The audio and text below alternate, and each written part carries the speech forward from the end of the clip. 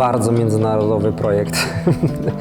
Sesja dla magazynu Szyn, który ma brzmienie niemieckie, ale ma siedzibę w Londynie, a zrobiliśmy to w Polsce, na polskiej pięknej wsi. Motywem przewodnim tego magazynu, tego numeru magazynu było cepelia, czyli jak gdyby takie klimaty związane z czymś wiejskim, czymś tradycyjnym. Także chciałem pokazać wieś, polską wieś moimi oczyma, troszeczkę w kontekście bardzo modowym.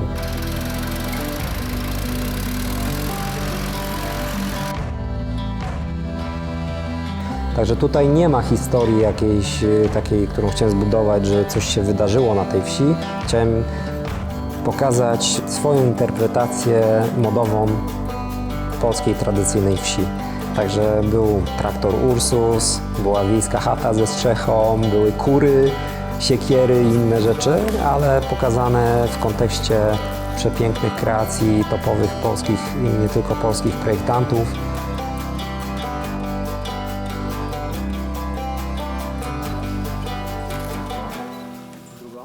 Modelki dwie wspaniałe, Klementyna i Alicja z super agencji Division nam pomogły zrealizować tą wizję.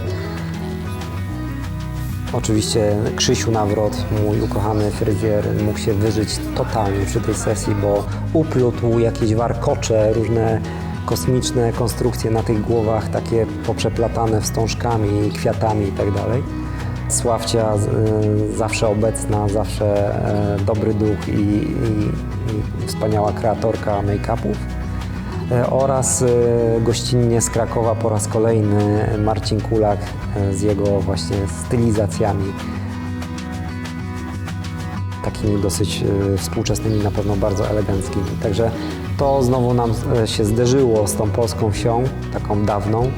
Wykorzystałem jako punkt wyjścia chatę, właśnie taką ponad 100-letnią chatę drewnianą ze strzechą, która należy do mojego przyjaciela, w której wcześniej już robiłem inne sesje zdjęciowe, między innymi polowanie dla Playboya. To też była niezła jazda, bardzo autorska i bardzo miło wspominam. A tutaj mieliśmy właśnie taką historię bardzo, bardzo modową.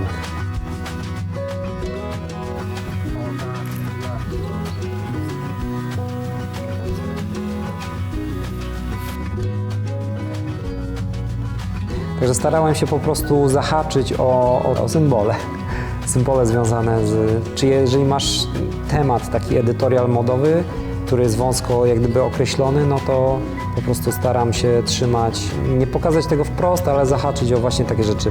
No, traktor Ursus każdemu Polakowi się będzie kojarzył tylko i wyłącznie z wiejskim klimatem, takim wręcz PRL-owskim, niedawnym, ale bardzo już minionym.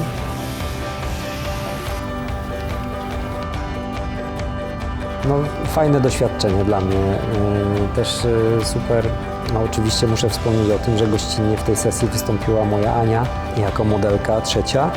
No ale Ania to jest w ogóle osobny temat, o niej musiałbym nakręcić osobny film, bo to w jakich sesjach ona występowała i na co wpłynęła i tak dalej, to myślę, że z chęcią opowiem przy kolejnym odcinku.